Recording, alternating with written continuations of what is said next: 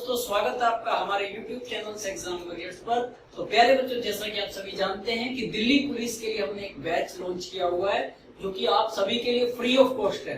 आपको सिर्फ इतना करना है कि आपको शेयर, सब्सक्राइब और लाइक करना है और बढ़िया बढ़िया कमेंट भी देने हैं। बाकी हम आपके लिए 24/7 अवेलेबल हैं।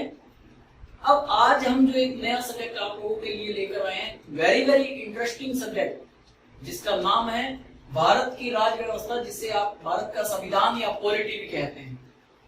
किसी भी सब्जेक्ट को करने के लिए अगर आपको उसकी हिस्टोरिकल बैकग्राउंड के बारे में पता हो तो उस चीज को समझना बड़ा आसान हो जाता है।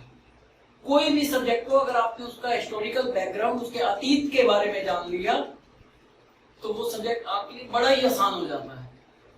तो भारत की राज व्यवस्था को पढ़ने से पहले हमें इसके अतीत को जानना पड़ेगा, उसके हिस्टोरिकल बैकग्राउंड को जानना पड़ेगा। तो हेडिंग डालेंगे ऐतिहासिक पृष्ठभूमि।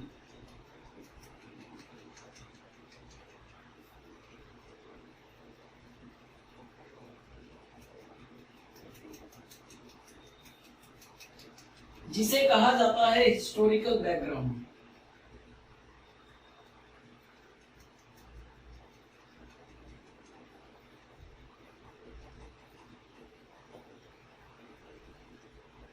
अब आपकी सुविधा के लिए मैंने हिस्टोरिकल बैकग्राउंड को दो पार्ट्स में डिवाइड किया है। पहला, कंपनी का शासन,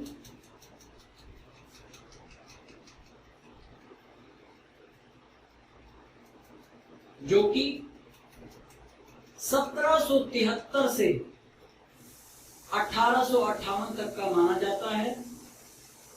दूसरा, ताज का शासन, जो कि 1858 से 1947 तक का माना जाता है।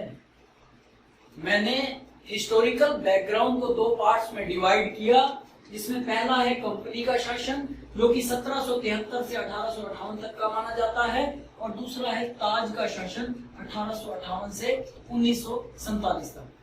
अब हुआ क्या, भारत में 1600 ईस्वी में जो ब्रिटिश हैं, अंग्रेज जिसको आप कहते हो, ईस्ट इंडिया कंपनी के रूप में भारत में व्यापार करने के लिए आए थे। महारानी एलिजाबेथ प्रथम के चार्टर के द्वारा, महारानी एलिजाबेथ प्रथम के चार्टर द्वारा उन्हें व्यापार करने के उत्तराधिकार दे दिए गए थे। कंपनी जिसके अधिकार सिर्फ व्यापारिक कार्यों तक ही सीमित थे, हुआ क्या, 1765 में उसी कंपनी को बंगाल, बिहार और उड़ीसा के दीवानी अधिकार भी दे दिए गए। अब ये देखिएगा कि अगर इतने अधिकार और मिल गए उस कंपनी को, तो उससे उस कंपनी के क्षेत्रीय शक्ति बढ़ने की संभावना प्रारंभ हो गई।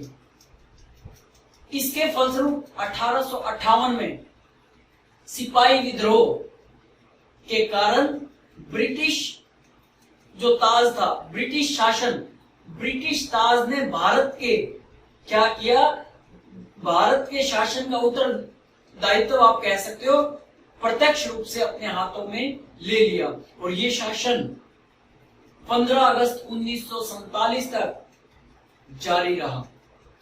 मैंने क्या कहा, 1858 में सिपाही विद्रोह के फलस्वरूप ब्रिटिश ताज ने भारत के शासन का उत्तरदायित्व प्रत्यक्ष रूप से अपने हाथ में ले लिया, और ये शासन 15 अगस्त 1947 तक ऐसे ही जारी रहा। अब हुआ क्या, स्वतंत्रता मिलने के साथ ही भारत में संविधान की आवश्यकता महसूस हुई। प्यारे बच्चों, अगर आपको मोबाइल लेना है तो पहले आपको किसी चीज की आवश्यकता है। मान लीजिए आपको बाइक की आवश्यकता है, तो पहले आवश्यकता महसूस होगी, फिर आप उस आवश्यकता को, जो चीज आपको चाहिए, आप अपने पेरेंट्स से डिस्कस करते हैं, माता पिता से डिस्कस करते हैं। उसके बाद माता पिता देखते हैं कि वो उसकी आवश्यकता पूरी करनी है या नहीं करनी। जैसे ही संविधान की आवश्यकता महसूस हुई तो उसको लेकर 1934 में एम एन रॉय 1934 में एमएन रॉय, जो कि साम्यवाद आंदोलन के प्रणेता, जिसका प्रमुख कह सकते हैं, 1934 में एमएन रॉय, जो कि साम्यवाद आंदोलन के प्रणेता कहे जाते हैं, उन्होंने सुझाव दिया और उनके सुझाव को अमल में लाने के लिए 1946 में एक संविधान सभा का गठन किया गया। 26 जनवरी 1950 को हमारा संविधान अस्तित्व में आया।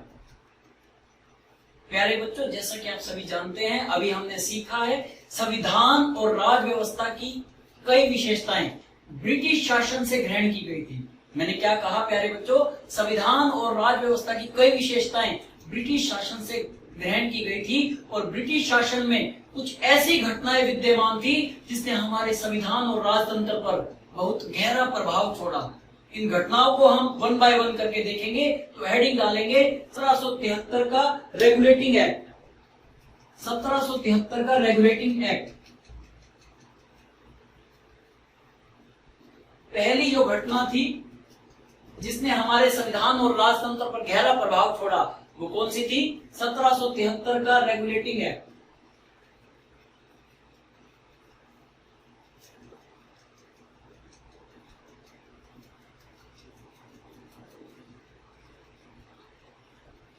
इस एक्ट के माध्यम से पहली बार कंपनी के प्रशासनिक और राजनीतिक कार्यों को मान्यता प्रदान की गई।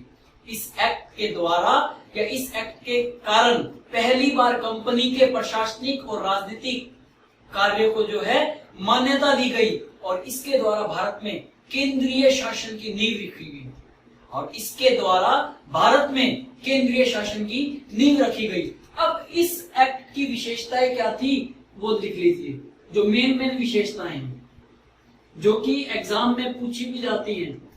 इस एक्ट की जो विशेषताएं थी, पहली विशेषता ये थी कि इस एक्ट के द्वारा बंगाल के गवर्नर को बंगाल के गवर्नर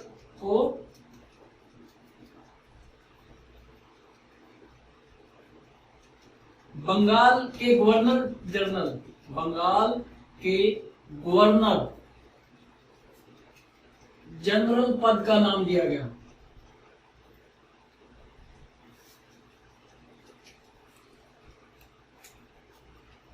ये इसकी विशेषता थी। अब जब आपने एक पद बना दिया जिसका नाम था बंगाल का गवर्नर जनरल, अब आपने एक पद बनाया तो उसके नीचे सपोर्टिंग स्टाफ भी काम करता है, तो उसकी सहायता के लिए हमने क्या किया? एक 4 सदस्यीय कार्यकारी परिषद का गठन किया। हमने इसकी सहायता करने के लिए एक 4 सदस्यीय कार्यकारी परिषद का गठन किया जो इनकी सहायता करेगी, जो इस हेल्प करेगी। और पहले गवर्नर जनरल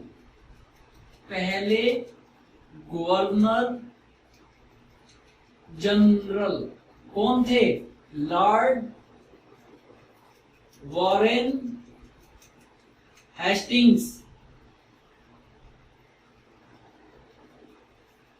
पहले गवर्नर जनरल कौन थे? लॉर्ड वॉरेन हेस्टिंग्स थे।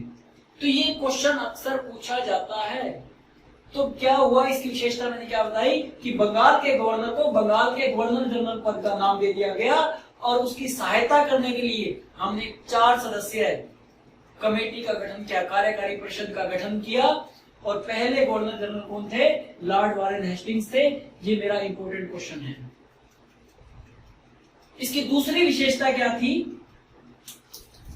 इस एक्ट के कारण क्या हुआ बताइए प्यारे बच्चों? मद्रास और बंबई के इस एक्ट के कारण मद्रास और बंबई के गवर्नर बंगाल के गवर्नर जनरल के अधीन हो गए। इसके द्वारा मद्रास और बंबई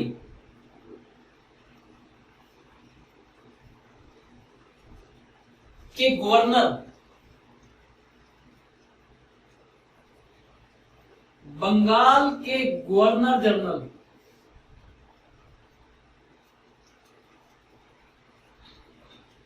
के अधीन हो गए।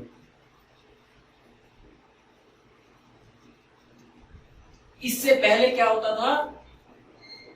हर एक प्रेसिडेंसी का अलग अलग गवर्नर होता था, लेकिन अब क्या हुआ, मद्रास और मुंबई के गवर्नर बंगाल के गवर्नर जनरल के अधीन हो गए। इसकी अगर मैं एक और विशेषता की बात करूं तो इसके अंतर्गत क्या किया गया, 1774 में इस अधिनियम के अंतर्गत कलकत्ता में 1774 में एक उच्चतम न्यायालय की स्थापना की गई। एक बार आप इसे लिखेंगे, मैं पॉइंट नंबर 3 लिख देता हूं, नोट करेंगे जल्दी से।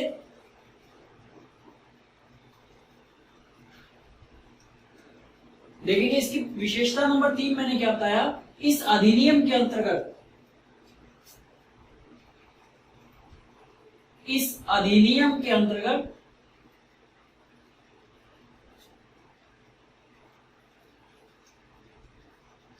इस अधिनियम के अंतर्गत कलकत्ता में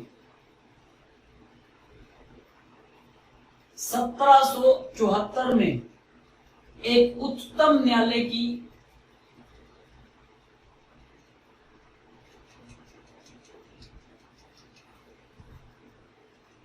स्थापना की गई,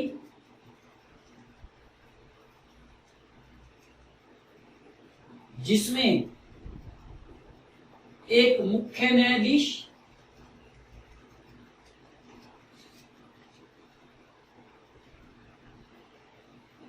और 3 अन्य न्यायाधीश थे।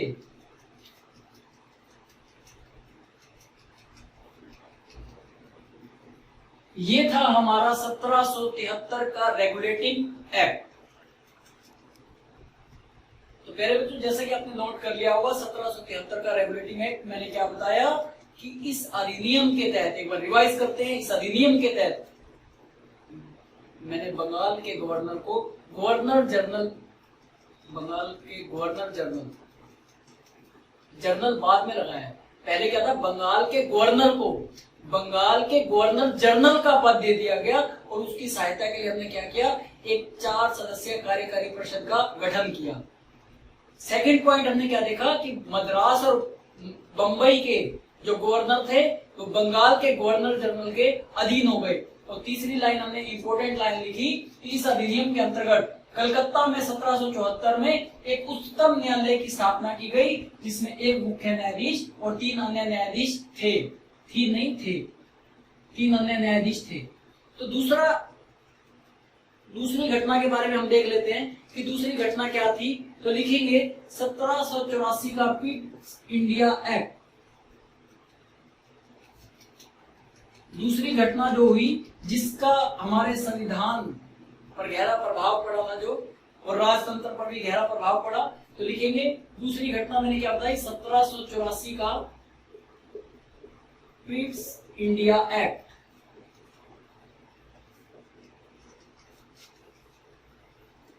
अब ये एक्ट के बाद एक्ट क्यों आए, प्यारे बच्चों एक चीज बताइएगा कि जब आप छोटे थे तो आपने एक मोबाइल देखा होगा नोकिया 1100।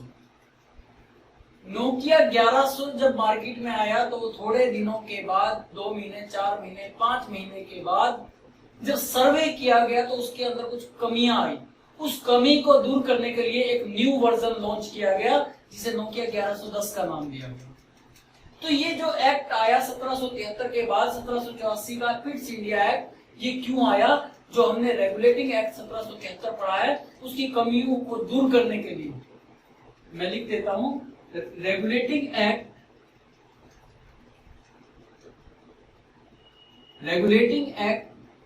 1773 की कमियों को दूर करने के लिए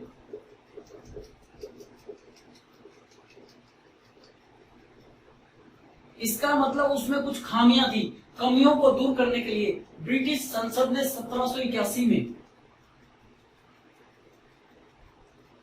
ब्रिटिश संसद ने 1781 में एक संशोधित अधिनियम पारित किया। 1781 में एक संशोधित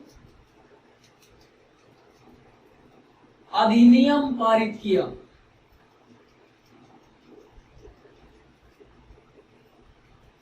जिसे act of settlement, act of settlement के नाम से जाना जाता है।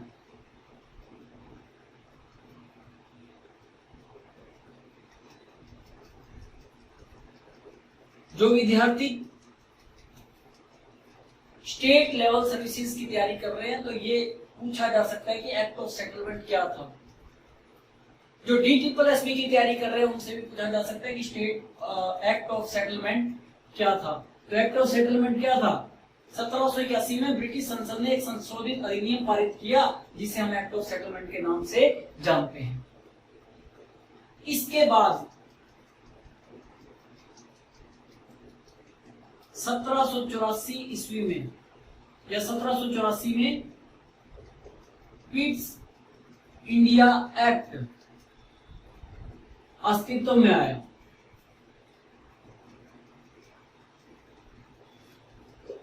अब इस एक्ट की भी कोई ना कोई विशेषताएं रही होंगी। वो विशेषताएं क्या थी? इस एक्ट के द्वारा इसने क्या किया, जो ये एक्ट आया इसने क्या किया, कंपनी के राजनीतिक और वाणिज्यिक कार्य को अलग अलग कर दिया। आप कह सकते हैं पृथक पृथक कर दिया।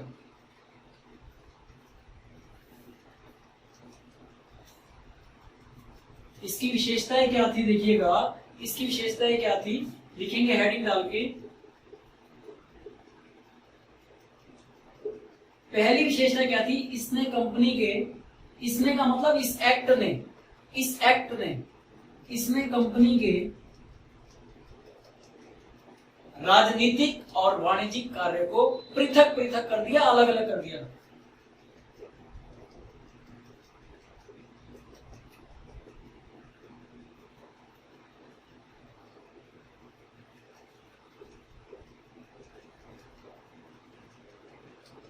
पृथक पृथक कर दिया। पृथक का मतलब अलग अलग कर दिया। अब इस एक्ट के द्वारा जो दूसरी विशेषता सामने निकल के आई, इसने जो निदेशक मंडल होता है, जो डायरेक्टर की पोस्ट पे बैठता है। मान लो कि आपने एक कंपनी बनाई और उस कंपनी का एक डायरेक्टर है, डायरेक्टर के पास भी कुछ अधिकार होते हैं। अब इसने क्या किया, निदेशक मंडल को कंपनी के व्यापारिक मामलों में अधीक्षण की अनुमति दे दी। मतलब अगर कोई भी व्यापारिक मामला है तो डायरेक्टर मंडल देख सकता है, निदेशक मंडल देख सकता है। लेकिन राजनीतिक मामलों के प्रबंधन के लिए, उसके नियंत्रण के लिए बोर्ड ऑफ कंट्रोल निकाय का एक गठन किया। तो मैं लिख रहा हूं दूसरा पॉइंट, इसने कंपनी के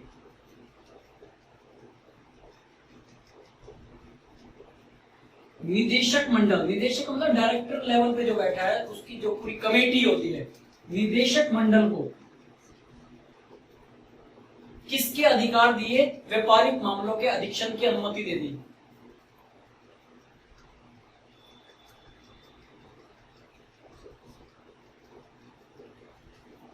अधीक्षण अगर समझ में नहीं आ रहा तो देसी भाषा में बात करें तो हस्तक्षेप कह सकते हो कि कोई भी निर्णय लेना है व्यापारिक मामलों में तो निदेशक मंडल ले सकता है। मामलों के अधीक्षण की अनुमति दे दी। लेकिन राजनीतिक मामलों के प्रबंधन के लिए या नियंत्रण के लिए, मामलों के प्रबंधन के लिए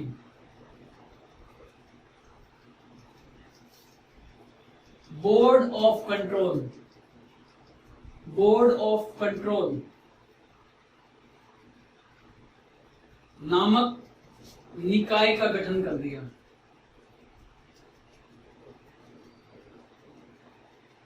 अब ये गठन करने से हुआ क्या? द्वैध शासन की जो व्यवस्था है उसका शुभारंभ हो गया। क्या हुआ? इसके कारण द्वैध शासन की व्यवस्था का शुभारंभ हो गया। इंपॉर्टेंट नहीं है लाइन, जो इंपॉर्टेंट होंगी मैं आपको बता दूंगा। अब हुआ क्या इससे? मैंने आपको क्या बताया कि इसने कंपनी के राजनीतिक और वाणिज्यिक कार्य को पृथक पृथक कर दिया। किसने? 1784 का जो पिट्स इंडिया एक्ट आया। और दूसरा, इसने कंपनी के निदेशक मंडल को व्यापारिक मामलों के अधीक्षण की अनुमति दे दी। और देसी भाषा में मैंने आपको समझाया कि हस्तक्षेप की अनुमति दे दी। कोई भी व्यापारिक मामले होंगे तो उसमें जो डायरेक्टर की पोस्ट पे जो उनकी कमेटी है वो हस्तक्षेप कर सकती है, लेकिन राजनीतिक मामलों के प्रबंधन के लिए एक अलग से बोर्ड गठित कर दिया जिसको कहा बोर्ड ऑफ कंट्रोल। इसके कारण द्वैध शासन की व्यवस्था का क्या हुआ, शुभारंभ हुआ। आप इसे एक बार नोट कर लें, आप इसे जल्दी से नोट करेंगे, जल्दी से नोट कीजिएगा।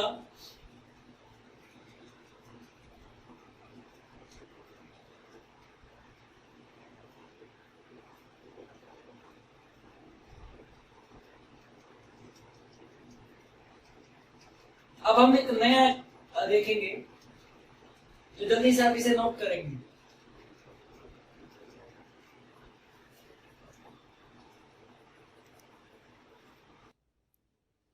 नेक्स्ट लिखेंगे तीसरा जो एक्ट है या तीसरी जो घटना है 1833 का चार्टर अधिनियम।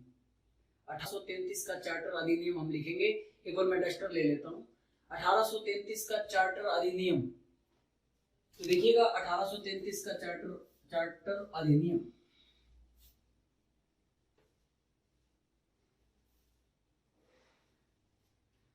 देखिएगा 1833 का चार्टर अधिनियम। अब इस अधिनियम की क्या विशेषताएं थी वो देख लेते हैं, इंपॉर्टेंट था। इस अधिनियम की जो विशेषता थी वेरी वेरी इंपॉर्टेंट, इसने बंगाल के गवर्नर जनरल को भारत का गवर्नर जनरल बना दिया। इसने बंगाल के गवर्नर जनरल को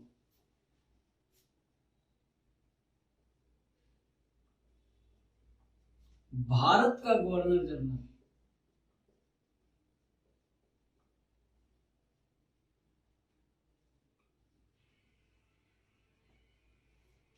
लॉर्ड विलियम बेंटिक, भारत के लॉर्ड विलियम बेंटिक भारत के प्रथम गवर्नर जनरल थे। क्लियर है। इसने मद्रास और बंबई के जो गवर्नर थे उनको विधायिका संबंधी शक्तियों से भी वंचित कर दिया था। इसने क्या किया, मद्रास और बंबई के जो गवर्नर थे उनको विधायिका संबंधी जो भी शक्तियां प्रदान की गई थी उससे वंचित कर दिया। और एक इसकी और विशेषता क्या थी, चार्टर एक्ट 1833 में सिविल सेवकों के चयन के लिए खुली प्रतियोगिता आयोजन करने का प्रयास किया गया। और उसमें होना क्या था कि कंपनी में भारतीयों को किसी भी पद, किसी भी कार्यालय और किसी भी रोजगार को हासिल करने से वंचित नहीं किया जाएगा, ऐसा प्रावधान बनाया गया था। लेकिन कोर्ट ऑफ डायरेक्टर के विरोध के कारण उन प्रावधानों को हटा दिया गया। क्या कहा मैंने, ये एक इंपॉर्टेंट लाइन थी जो मैंने लिख दी है। दूसरा जो मैंने आपको विशेषता बताई, मैंने क्या बताया कि मद्रास और बंबई के गवर्नर को विधायिका संबंधी शक्तियों से वंचित कर दिया गया, ये भी इसकी विशेषता थी। तीसरी जो इसकी विशेषता मैंने आपको बताई, चार्टर एक्ट 1833 में, चार्टर एक्ट 1833 में सिविल सेवकों के चयन के लिए एक खुली प्रतियोगिता आयोजन करने का प्रयास किया गया, जिसके तहत कंपनी में भारतीयों को किसी भी पद, किसी भी रोजगार, किसी भी कार्यालय को हासिल करने से वंचित नहीं किया जाएगा। लेकिन कोर्ट ऑफ डायरेक्टर के विरोध के कारण उस प्रावधान को हटा दिया गया।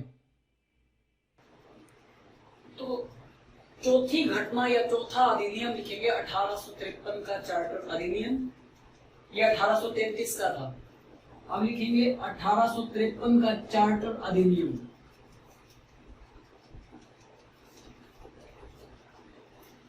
फोर्थ पॉइंट लिखेंगे 1853 का चार्टर अधिनियम। अब इस अधिनियम की विशेषता क्या थी,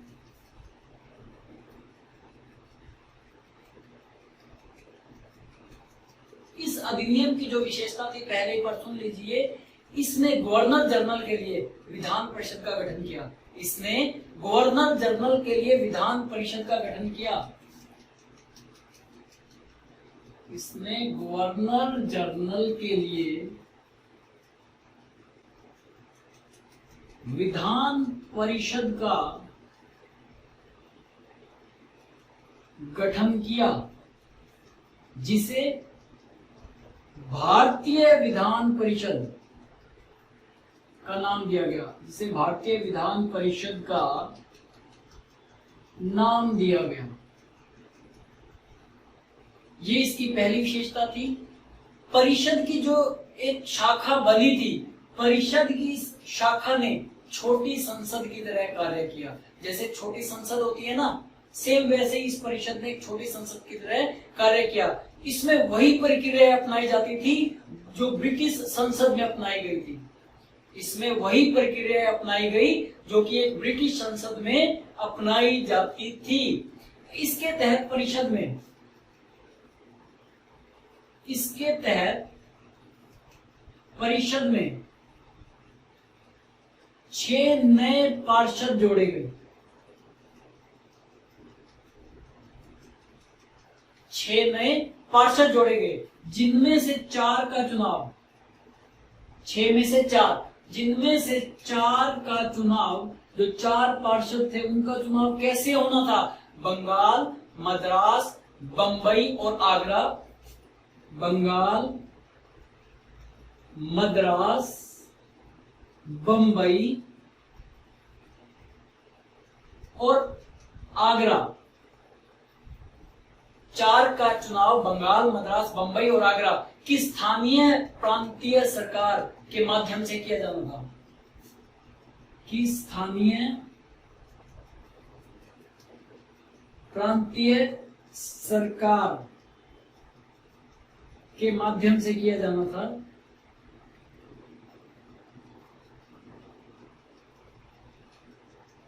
इसकी जो तीसरी विशेषता थी, इसने सिविल सेवकों की भर्ती एवं चयन के लिए खुली प्रतियोगिता करवाने की जो व्यवस्था है उसका शुभारंभ किया। मेन पॉइंट ये है, 1833 में प्रयास किया गया था, इसने शुभारंभ किया है।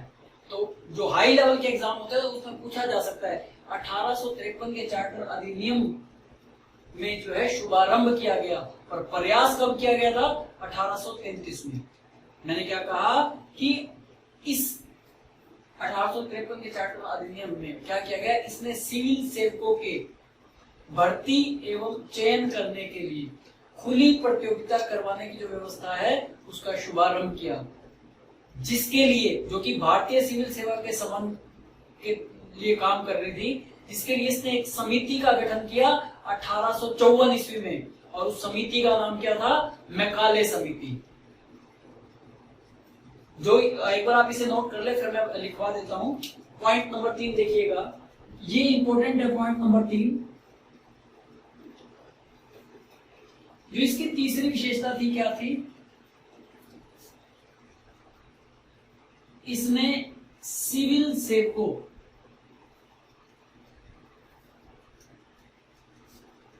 की भर्ती एवं चयन के लिए खुली प्रतियोगिता के आयोजन की व्यवस्था का शुभारंभ किया।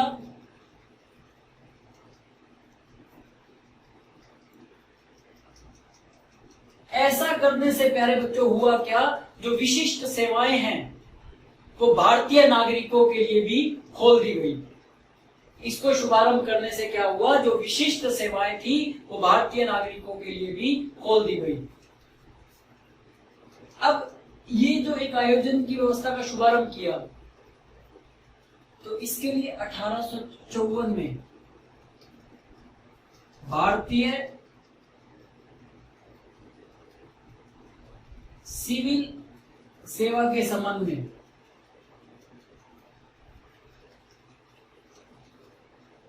एक कमेटी कह सकते हो, एक समिति का गठन किया गया,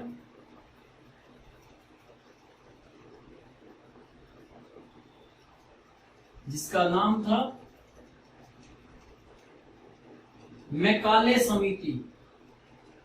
मैकाले समिति, याद रखेंगे, मैकाले समिति। तो उम्मीद करता हूं कि आज का ये लेक्चर आपको समझ में आया होगा।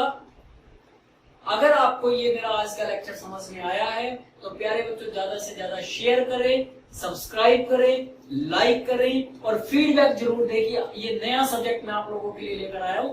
जो विद्यार्थी मुझसे मैथ और रीजनिंग पढ़ चुके हैं, नए सब्जेक्ट को एक नए टीचर से पढ़ने में समय लगता है, तो थोड़ा सा पेशेंस बनाएं। आपको चीजें उसी वे में कराऊंगा जिस वे से एग्जाम में पूछी जानी है। तब तक के लिए बने रहिएगा हमारे इस YouTube चैनल एग्जाम वॉरियर्स पर।